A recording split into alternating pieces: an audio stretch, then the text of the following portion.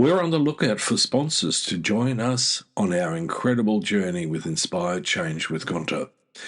If your organisation cares deeply about meaningful conversations around masculinity, self-development and mental health, we'd love to partner with you. Our podcast has a wonderful, dedicated audience committed to personal growth and positive social change. By sponsoring Inspired Change with Gunter, your brand will connect with listeners who truly value thoughtful discussion and support initiatives that promote real transformation. We're incredibly proud to be ranked number 1 in Australia and number 5 in the USA on FeedSpot's top men's mental health podcasts. For more information on how to become a sponsor, please reach out to Miranda Spiegner-Sapon, our showrunner and executive producer. We'd love to explore how we can work together to inspire change. Now, thank you for your continued support, and let's keep inspiring change together. You're listening to Inspire Change, a broadcast that strives to educate, motivate, and empower men to challenge traditions of masculinity.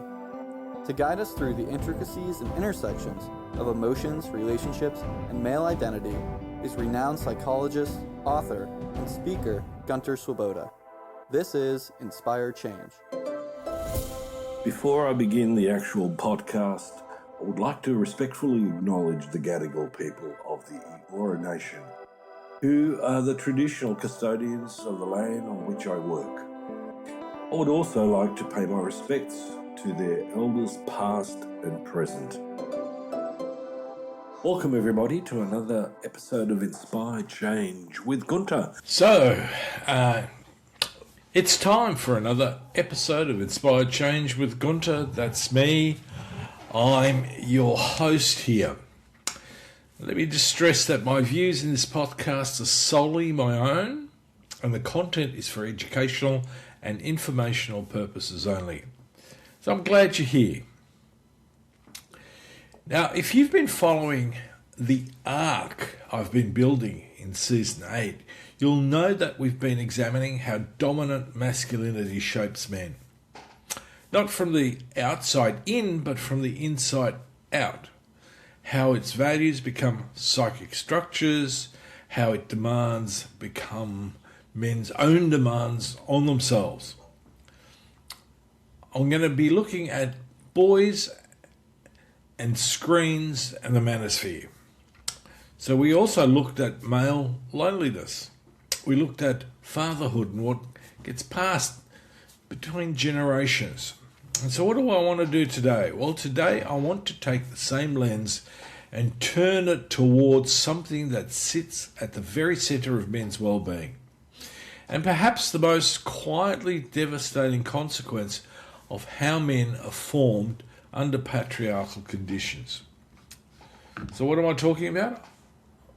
I'm talking about intimacy, not sex, intimacy.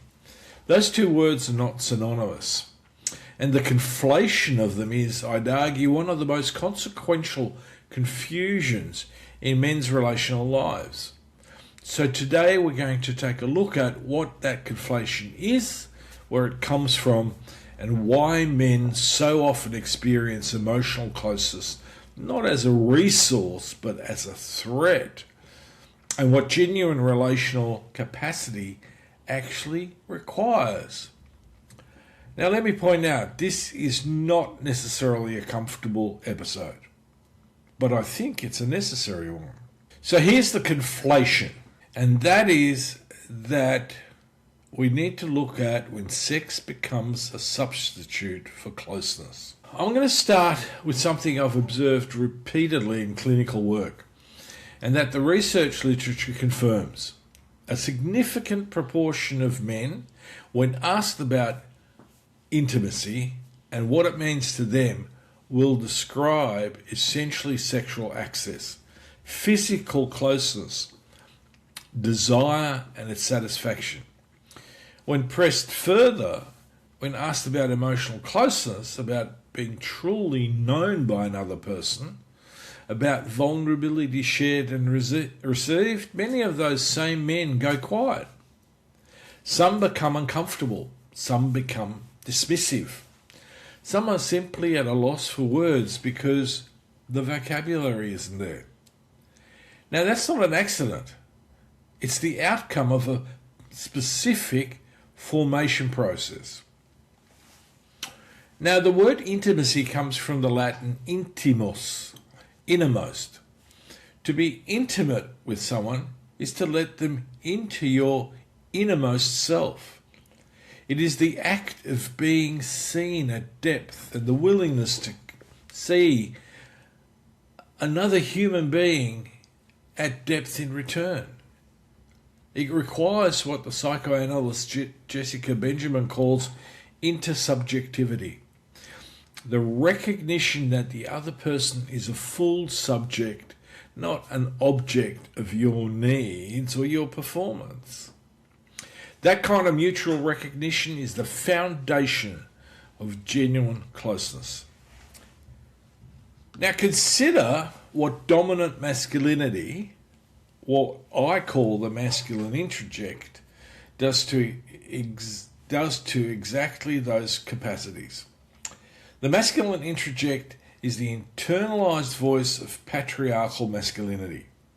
The set of demands, expectations and prohibitions that men absorb in childhood and carry forward as if they were their own.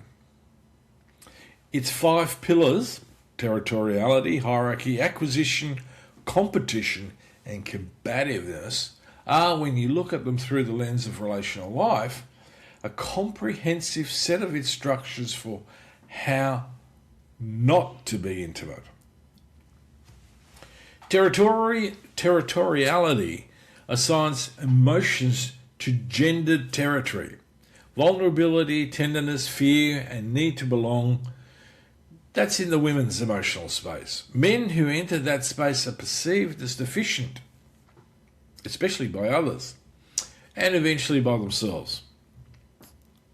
The result is what psychiatry has named normative male alexithymia, a culturally induced difficulty in identifying and articulating emotional experience. Not a biological limitation, a learnt one. And this is important. It's a trained incapacity. Men become strangers to their own inner lives, and therefore strangers to the inner lives of others. Hierarchy introduces a vertical frame into every relationship. If closeness requires the mutual recognition of equals, each seeing and being seen, hierarchy subverts that requirement at the root. In a hierarchical relational frame, revealing vulnerability is not connection, it's exposure. It signals a lowering of position. And position, under patriarchal conditions, is something men have been trained to protect at enormous cost. Competition renders relationships instrumental. Another person is not primarily someone to be known or cherished. They are someone to be managed, surpassed, or used strategically. Genuine intimacy, which requires that you care about the other person's inner experience for its own sake, is structurally incompatible with a competitive relational frame. And so sex, physical, bounded and performable, measurable in terms of adequacy, becomes the site to which men displace the need for closeness that cannot be met anywhere else. It is intimate enough to feel like connection. It's bodily enough to be legible as masculine, and it doesn't require the kind of sustained emotional exposure that genuine intimacy demands. Now, the problem, of course, is that it doesn't satisfy the underlying need, and it produces relational patterns that, over time, generate exactly the loneliness they are designed to avoid. So why does emotional closeness feel threatening to so many men? I want to sit with that question for a moment because I think we don't usually ask it precisely enough. We tend to say things like, men are socialised to avoid vulnerability, which is true, but it's also insufficient. It doesn't explain the intensity of the avoidance or the fact that for many men, genuine emotional closeness doesn't just feel uncomfortable, it feels dangerous. The answer, I think, lies in the architecture of the masculine introject and in what attachment theory tells us about how relational experience shapes adult patterns. Now, attachment theory, developed by John Bowlby et al., and extensively elaborated by subsequent researchers like Ainsworth, tells us that the relational strategies we develop in early childhood in response to our caregivers become our default template for adult relationships. If a child's bid for emotional closeness were consistently met with warmth and attunement, they develop what is called a secure attachment style, a basic expectation that closeness is safe, that need can be expressed and received, and that relationships are fundamentally trustworthy. But many men, particularly those formed with strong or within strong patriarchal environments, develop what attachment researchers call dismissive avoidant attachment. These are individuals who've learnt early and often that emotional bids are not reliably met, that need is a liability, and that self-sufficiency is the only reliable strategy. They've learned to deactivate attachment needs rather than express them. And in adult relationship, that deactivation continues. Not because they don't have needs, but because the activation of those needs has historically led to disappointment, shaming, or abandonment. Now, add to that the developmental substrate that ongoing demands of the masculine introject. Now, add to that developmental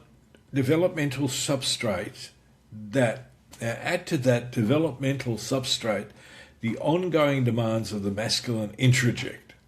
The messages received throughout boyhood and adolescence that emotional need is weakness, that closeness is feminizing, and that a man who depends on another person has somehow failed at being a man.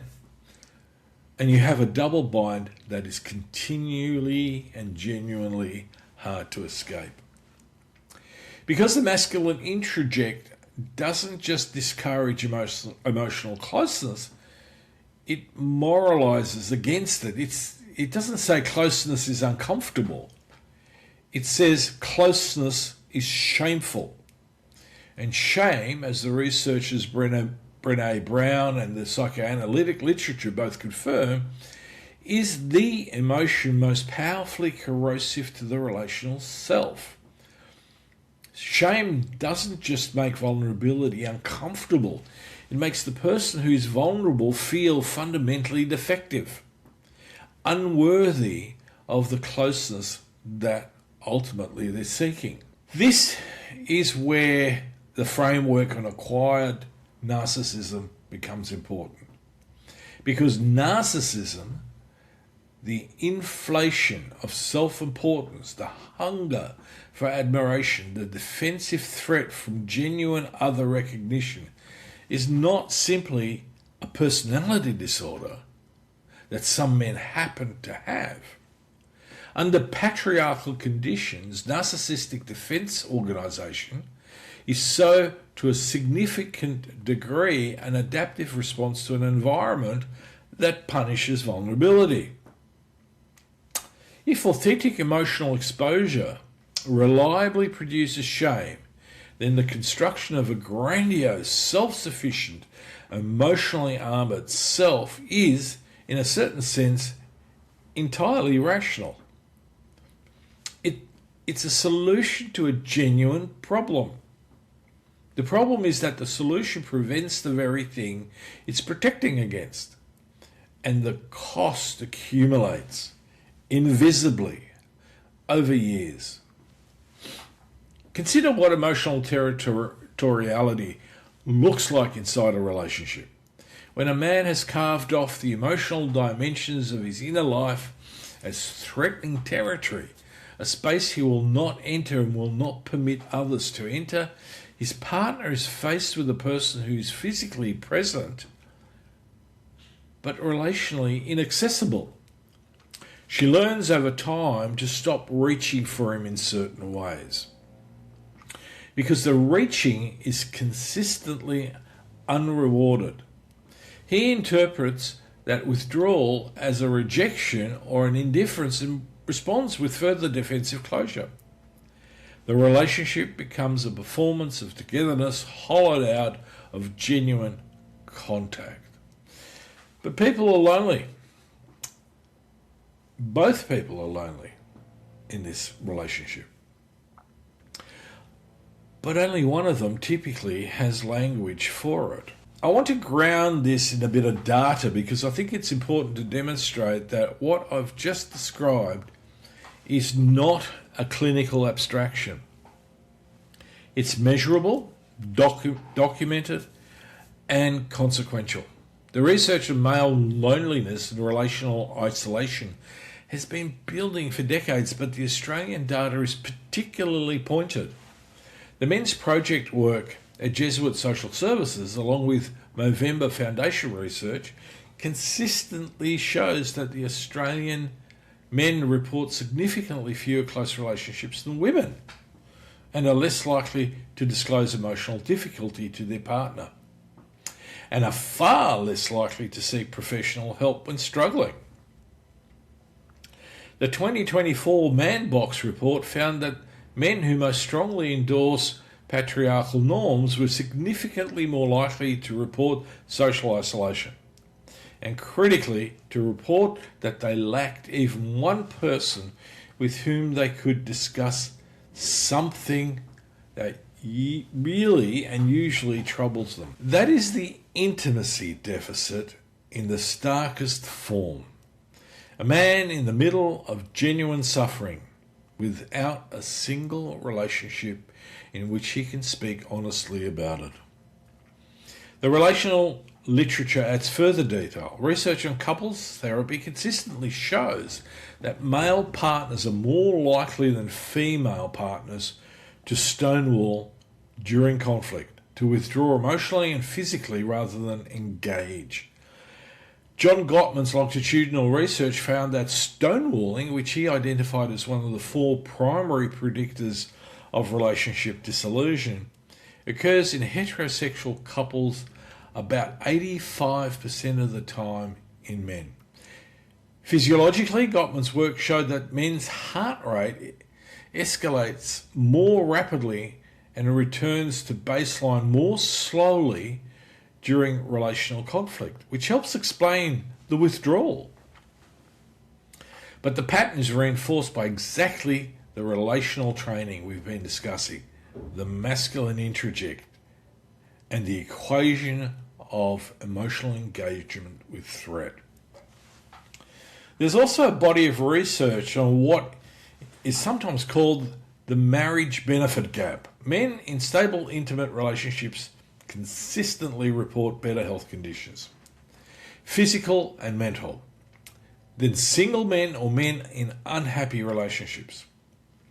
The relationship, when it works, is the primary side of emotional sustenance for most men. And yet the formation process that produces dominant masculinity simultaneously undermines men's capacity to sustain the very relationships on which their well-being depends. Bit crazy, isn't it? And that is not a small irony. It's a structural cruelty at the heart of the patriarchal formation of men. And it has consequences beyond the individual. Research on intimate partner violence consistently identifies emotional dysregulation and a relational disconnection as significant contributing factors. Men who can't access their own emotional experience, who have no vocabulary for inner states, who experience proximity as a threat and vulnerability as humiliation, are men who are considerably of higher risk of managing relational distress through control, aggression, and harm. I want to say that plainly because the intimacy deficit is not only a story about lonely men. It is also a story about the conditions under which men become dangerous. So what does change here actually look like? What does it mean to develop genuine relational capacity? Not as an aspiration, but as a practice. I want to start by being clear about what this is not. It is not an instruction to men to open up, as if emotional expression was simply a valve that needed turning on. That framing is precisely what makes most mainstream conversations about male vulnerability so frustrating and ineffective.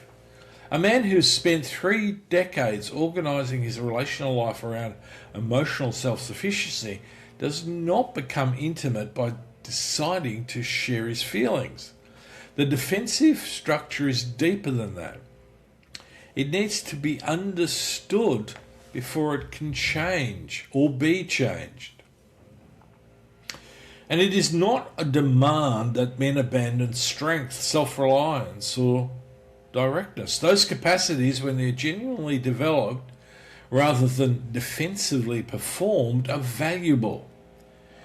My and also framework matters here. Men can be strong and tender, capable and dependent, self-directed and genuinely open to being known. These are not mutually exclusive qualities. However, the masculine introject says they are, but it is wrong. Patriarchy is wrong.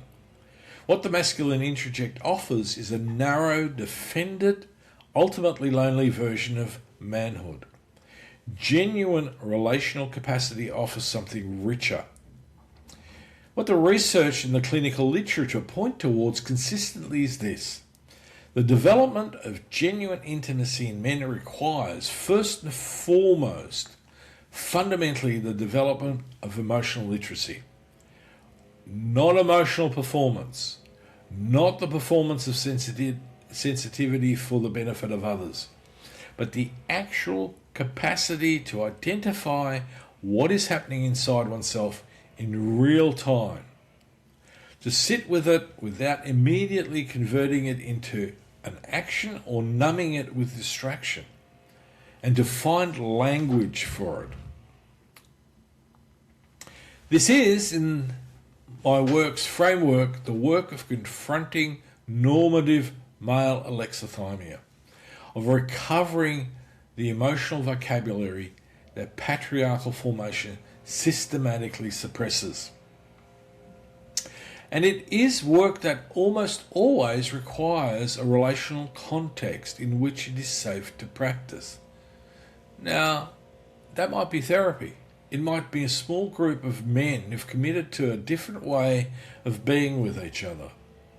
It might be a particular friendship or partnership, but it is rarely happening in the context of our community because the capacity was lost in relationship and is typically recovered in relationship. Think about that. Very important aspect. The second requirement is the willingness to challenge the hierarchical and territorial framing of relationships.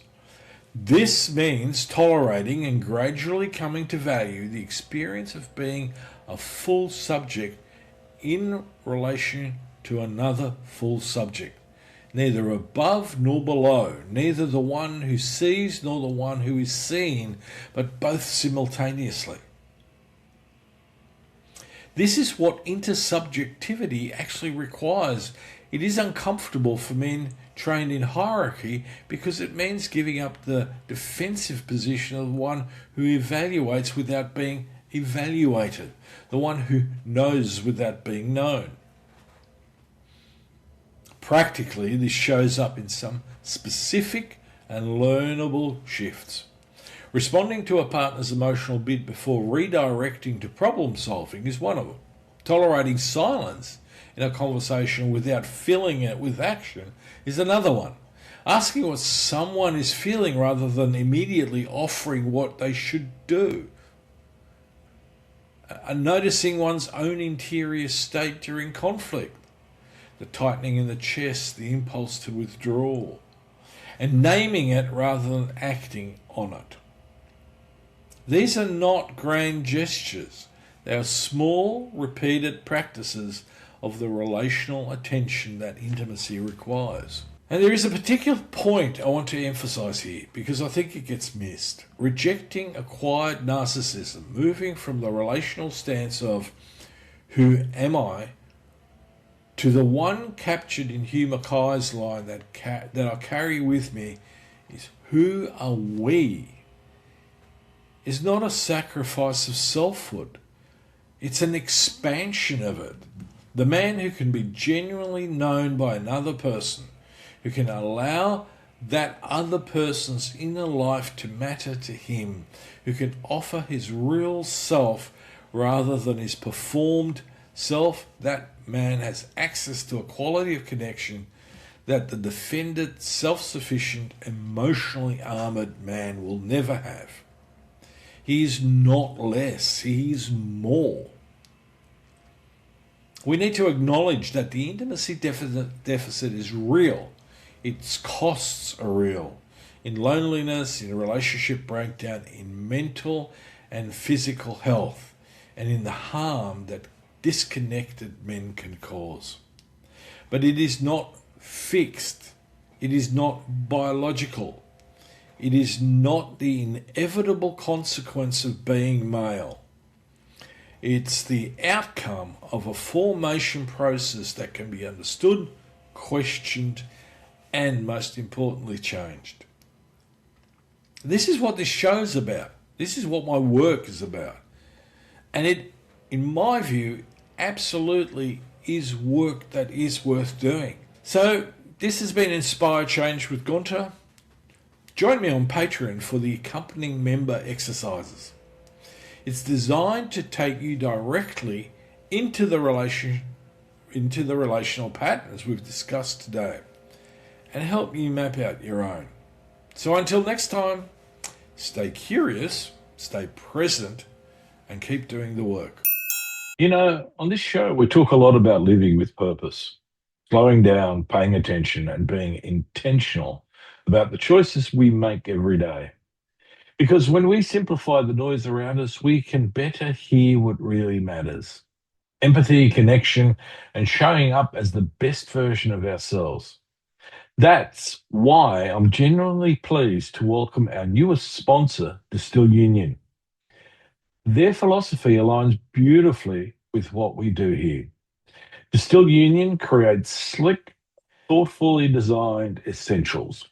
Wallets, key organizers, phone cases, all built with a less is more approach. Their Wally wallets, Ferris key organizers, these are everyday tools that make life easier, cleaner, and calmer. In that simplicity, there's space for clarity. There's space for change. As a thank you to our Inspire Change community, they're offering 20% off any product with the promo code INSPIRECHANGE. Have a look, try them out, and see how simplifying your day can open the door to something deeper. Visit distillunion.com and enjoy 20% off any product with the promo code INSPIRECHANGE. That's distillunion.com with promo code INSPIRECHANGE to check out. Hello to all our listeners. We thank you for tuning in and supporting positive social change, which makes you a part of Gunter's efforts in transforming not only men's lives, but lives in general. And we are grateful that you have joined us. We want to extend a huge thank you to our listeners in Ocala, Bellevue, Jacksonville, and Newport Richey for bringing Florida all the way to number 1 on our top USA listeners list. And now, for our global listeners, a special shout out to our listeners in Seoul for launching South Korea into the top 20 for the first time at number 12. And our listeners in France are climbing steadily in the charts for their own top 20 spot. Ici, Les Moulineaux and Marseille in South France brought your country up from number 18 to number 7. Congratulations, everyone! We thank you so much for your continued support as we appreciate your efforts toward positive social change. I, Devonna Prinzi, the co-executive producer, and our showrunner, Miranda Spigner-Sapone, sincerely thank you and ask that you please take the time to like, follow, subscribe, and share as your efforts make a difference to everyone here at Inspire Change with Gunter. If these stories resonate with you and you would like to engage more with Gunter and the Inspire Change team, please consider joining our Patreon community, where our members find bonus content and early access to video episodes. Membership awaits at patreon.com/Inspire Change. That's patreon.com/INSPIRECHANGE.